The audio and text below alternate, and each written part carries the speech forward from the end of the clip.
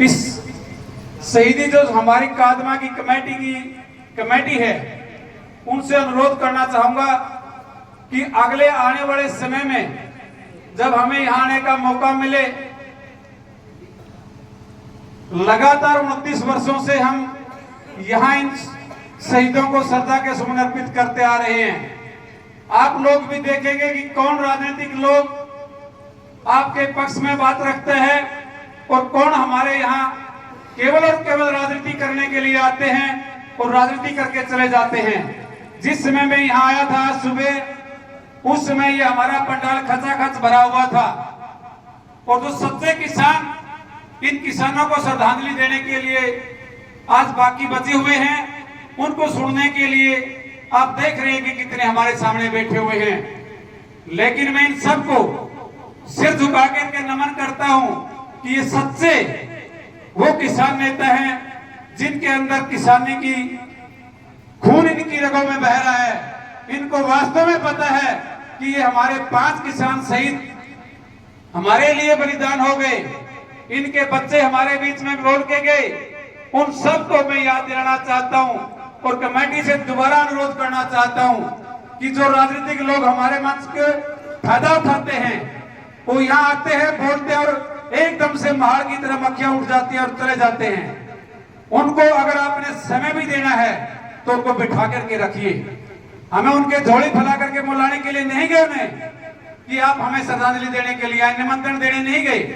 उनको अगर हमारे इस सच्चे किसानों के प्रति हमदर्दी है, वो आए, बैठे, वक्ताओं की सुने। मैं चाहता हूं कि हमारे मांडी साहब पूर्व विधायक यहाँ से चले गए, हम उनके भी सुनना चाहते हैं कि वो अपनी सरकार की उपलब्धियां गिनाएं, बताएं हमने 10 साल के समय में इस किसान कमेटी के लिए क्या किया कि जो हमारे से पूर्व की सरकारों के द्वारा ये हमारे 5 शहीद किसानों को गोलियों से निर्मम हत्या की गई थी। हमारी सरकार आई तो हमने ऐसा कदम नहीं उठाने दिया, सरकारों के द्वारा नहीं गोलियां चलाने दी। मैं चाहता कि उनके सामने हमारी बातचीत होती, उनसे पूछते कि पूरे देश के 750 किसान इन्हीं की सरकार में शहीद हुए और एक दूसरी पार्टी के साथी भी हमारे बीच में आए और वो आते और उनके जिलाध्यक्ष, पूर्व जिलाध्यक्ष वो बोले और वो चले गए। उनको जल्दी थी कि वोट मांगने हमने इस इलाके में जाना है। ये जो लोग, मैं आप सब साथियों से कहना चाहूंगा और स्टेज के संचालन से भी माफी चाहूंगा कि हमारे दिलों के अंदर इस किसान कमेरे वर्ग की एक टीस है, एक पीड़ा है कि जो इस किसान के ऊपर ये सरकारों के लोग दबिश दे रहे हैं। जो हमारे ऊपर किसानी की पगड़ी पूरे हरियाणा प्रदेश की रखी गई, उसका निर्वहन हम तब कर सकते हैं जब हमारे भारतीय किसान यूनियन की संगठन की कमेटी हर गांव-गांव, हर गली-गली, हर नुक्कड़ सभाओं में होगी, तब जाकर के हम इनका मुंह तोड़ जवाब देने के लिए सक्षम होंगे। कहते हैं कि सरकार बदल देंगे, हम अराजनीतिक लोग हैं, हम कोई पार्टी से चुनाव लड़ने वाले लोग नहीं, ना ही हमारा काम है सत्ता पलटने का, सत्ता लाने का। हमारा काम है किसानी की, दबे कुचले लोगों की आवाज को बुलंद करने का। और वो आवाज कब बुलंद हो सकती है साथियों? वो आवाज तब बुलंद हो सकती है जब हमारे संगठनों की कमेटियां गांव-गांव, गली-गली, घर-घर तक एक ही नारा होगा, जय जवान जय किसान का नारा लगाते हैं पार्टी राजनीतिक लोग। मेरे से पूर्व गांधी जी ने और जो अभी मेरे से पूर्व बोल करके चले भी गए साथी, उनको बोलने की जल्दियां थी लेकिन सुनने के लिए नहीं। मैं अपने आप को वक्ता नहीं मानता, मैं अपने आप को एक अच्छा श्रोता बनाना चाहता हूं कि मैं सबकी बात को सुन सकूं। अच्छा श्रोता होने के नाते हम जनता की आवाज को अपने जहन में उतार सकते हैं और फिर उसके ऊपर जब रात को घर पर जाकर के सोने का काम करेंगे कि हम 300 किलोमीटर अपने घर से वहां उन शहीदों को नमन करने के लिए गए थे, क्या उनके द्वारा जो दिखाया गया रास्ता था या क्या उनके द्वारा जो शहीदी हुई, उसके बाद आज 29 साल के बाद भी इस किसान कमेरे वर्ग के लिए जो मौजूदा सरकार है, जो पूर्व की सरकारें आई, उनके द्वारा इनके कार्यों को पूर्ण करने का कोई दिशा निर्देश इस किसान कमेरे वर्ग के लिए दिया गया या नहीं दिया गया, उसके ऊपर हम चिंतन करते तो इस बात का पता लगता। और जो लोग केवल और केवल वोट की बात करने के लिए हमारे बीच में आते हैं।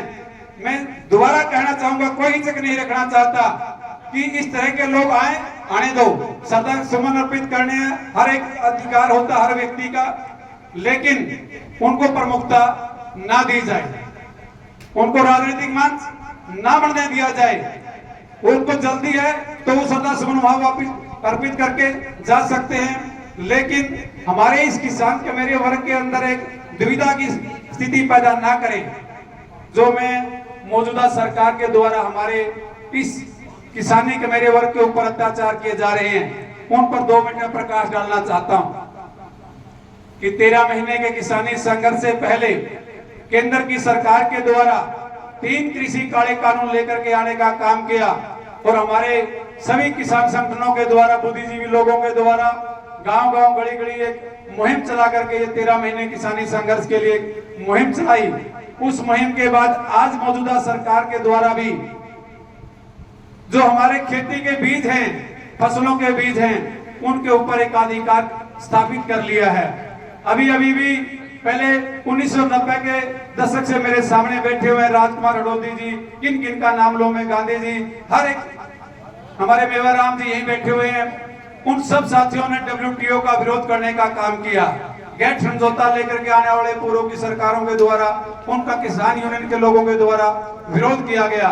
फिर बीटी का बीज लेकर के आई सरकारें, बैंगन को उसके ऊपर बीटी बैंगन के नाम से जो हमारी फसल है, सब्जी है, उसमें लेकर के आई। बीटी कॉटन के नाम से बीज लेकर के आई। हमारे किसानों को एक उतावलापन दिखाया गया कि ये बीटी का बीज बोओगे तो आप ये 45 मन 50 मन नरमा आपके खेत से होगा। उस भावना में हम बह करके जो हमारे घरेलू पुराने सदियों से बीज चले आ रहे थे, वो बीज खत्म हो गए और हम बीटी की तरफ बढ़ते चले गए। बीटी 1, बीटी 2, बीटी 3 और आज बीटी 4 और 5 की बात की जा रही है। जो हमारे घरेलू बीज थे वो तो 2, 4, 5, 10 मन आज भी निकल सकते हैं, लेकिन हमने हमारे घरों से बीटी का बीज आने के बाद जो घरेलू बीज थे वो खत्म कर दिए और आज बीटी के बीज के अंदर 1 मन भी नरमा हमारे किसान के खेत में नहीं होती। बीटी की जो बीज है, बायर कंपनी, मोनोसेंटो और बहुत सारी ऐसी कंपनी है जिन्होंने दवाइयां लेकर के आने का काम किया। दवाई के बाद वो बीजों को ऊपर अधिकार कर लिया और मौके की सरकार, हरियाणा पूरे देश की सरकार के ऊपर सुप्रीम कोर्ट से भी ये लागू किया गया कि आने वाले समय के अंदर जो भी प्राइवेट कंपनियां बीज बेचना चाहती हैं, उनको खुल्लम खुल्ला छूट दी गई है।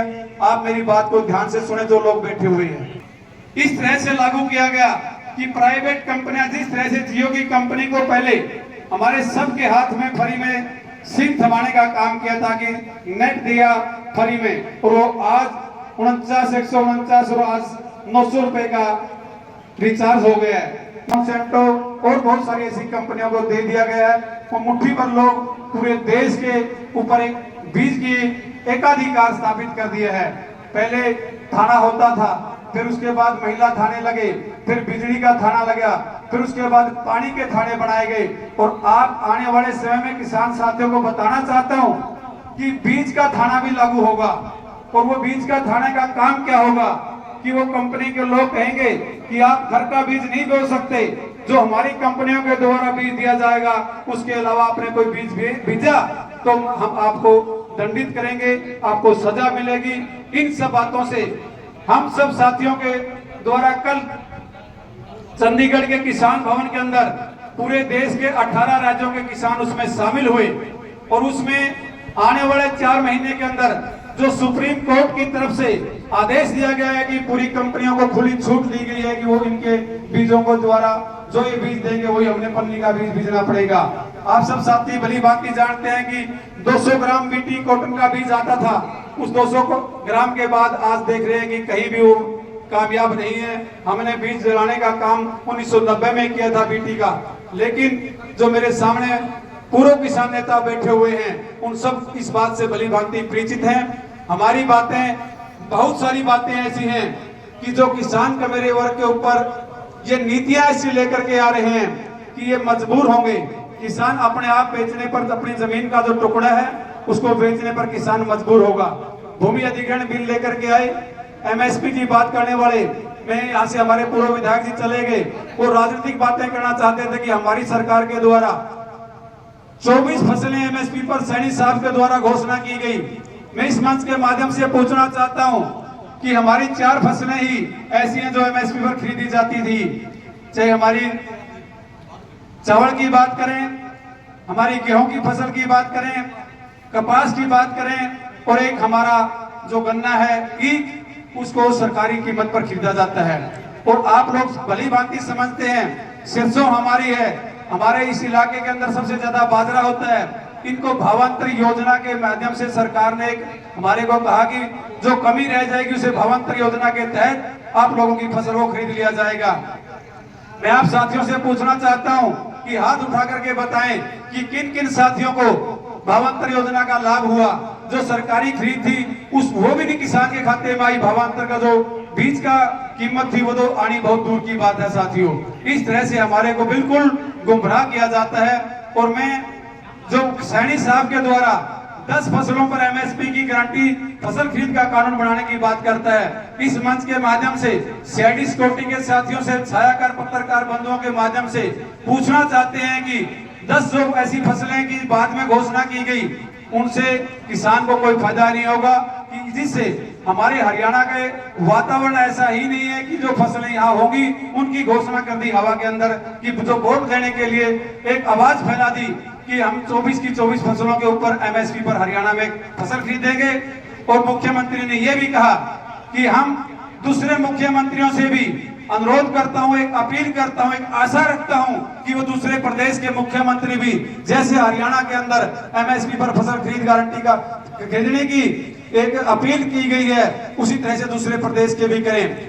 हमारे यहाँ नारियल, जूट, सोयाबीन, काला तिल और बहुत सारी ऐसी फसलें हैं जो उनके द्वारा घोषणा की गई। हमारा हरियाणा का वातावरण ऐसा नहीं है, वो फसलें यहाँ नहीं होती, उनकी घोषणा की गई है कि ये खरीदेंगे, उससे तो काला बाजारी बढ़ेगी। हमारी फसलों के ऊपर जो पूरे केवल और केवल हरियाणा प्रदेश के अंदर है, मेरी फसल मेरा ब्यौरा के तहत जो रजिस्ट्रेशन किया जाता है, मंडी पर किसान चकरी काटता रहता है, किसान को लाइन में लगाने का काम किया। मैं लंबी बात ना करूंगा, मेरे से पूर्व वक्ताओं के द्वारा बड़ी बारीकी से बताया गया कि किसान को फसल बेचने तो भी लाइन में लगना पड़ता है, पैसे लेने के लिए लाइन में लगना पड़ता है, अपने रजिस्ट्रेशन करवाने के लिए लाइन में लगना पड़ता है। उसका काम दिन रात लाइन में रहने का काम है। और उसमें मेरी फसल मेरा ब्यौरा के अलावा भूमि अधिग्रहण कानून सरकार लेकर के आई है, वो किसानों को बिल्कुल विरोध का है। और जो बिजली बिल विधेयक सरकार लेकर के आई है, उस बिजली बिल विधेयक के अंदर भी जो हमारे इस इलाके के अंदर बड़ी लाइनें, जो टावर हैं, इनको हमारे खेतों से बीचों बीच निकाला जा रहा है। और उस 67 मीटर की जो हमारे से जो खेतों से होकर के निकल रही है, उसके हम कोई मकान, कोई दुकान, कोई प्लाट कुछ नहीं बना सकते। इन्हीं सब बातों से हम आप लोगों को अवगत कराना चाहते हैं कि मेरी फसल मेरा ब्यौरा के अलावा बहुत सारी ऐसी फसलें हैं। भूमि अधिग्रहण, बिजली बिल और जो हमारी एमएसपी की लड़ाई अभी अधूरी है। इस तरह से सारी की सारी किसानी समस्याएं जो की त्यों हमारे बीच हैं। और आप सब साथी भली भांति अपने हकों की आवाज उठाने के लिए सक्षम है। और जो साथी अभी चुनाव का समय है, हमें सचेत रहने की जरूरत है। हम किसी पार्टी के लिए विशेष वोट नहीं मांगने का काम करते, ना ही किसी का झंडा उठाने का काम करते हैं। हम विरोध करने का भी काम नहीं करेंगे। हम अपनी आवाज को, जो साथी अपने यहाँ बोल करके गए हैं, वो आपके गांव में वोट मांगने के झोली करके आएंगे, उनसे एक सवाल जवाब करें कि 750 किसानों की शहादत आपने क्यों ली, क्या कसूर था इन किसानों का। इस तरह से क्या आप हमारी एमएसपी पर फसल खरीद की गारंटी का कानून बनाने का काम करेंगे। और मैं इसके अलावा विपक्ष के साथियों से भी यहाँ से पूछना चाहता हूँ कि उनके हमारे किसान कबीरे वर्ग के लिए क्या घोषणा पत्र में लिखा कि क्या आप आने वाले समय में अगर आपकी किसी दूसरी पार्टी की सरकार आती है तो इस किसान कबीरे वर्ग के लिए, मजदूर के लिए, छोटे कर्मचारी व्यापारी के लिए आपके घोषणा पत्र में क्या क्या जो मांगे हैं जो इस किसान कबीरे के लिए उठाई गई है। हमें मौका मिला था कुछ दिन पहले यहाँ झज्जर के अंदर, जो गीता भुक्कल आई हुई थी, उन्होंने पहले बोला कि मैं इस कांग्रेस की मैनिफेस्टो कमेटी की चेयरमैन हूं। हमने उनसे भी सवाल जवाब मंच के माध्यम से ही किए थे कि आपकी घोषणा पत्र में अगर चेयरमैन है तो इस मंच के माध्यम से ही घोषणा करें कि इस जो यहाँ से बड़ी लाइनें निकल रही है खेतों से किसानों की, भिवानी क्षेत्र में खास करके, दादरी में और यहाँ दिल्ली के क्षेत्र में रोहतक, सोनीपत, पानीपत से होती हुई आप इन किसानों के लिए कितने करोड़ रुपए का मुआवजा देंगे, ये अपने घोषणा पत्र में पहले डालें तो हम बात मानेंगे कि आप लोग हमारे लिए सच्चे दिल से काम कर रहे हैं। जो हमारे शहीद 750 किसान शहीद हुए, उनकी शहादत को इस मंच के माध्यम से मैं नमन करता हूं। और इसी तरह से आप हमेशा अपने हकों की आवाज उठाने के लिए और अपने इन शहीद किसानों को नमन करते हुए मैं एक जोरदार नारे के साथ अपना स्थान ग्रहण करना चाहूंगा। आप लोग एकता, आवाज दो, इन शहीदों की कुर्बानी, इन शहीदों की कुर्बानी। बहुत बहुत धन्यवाद। जय जवान।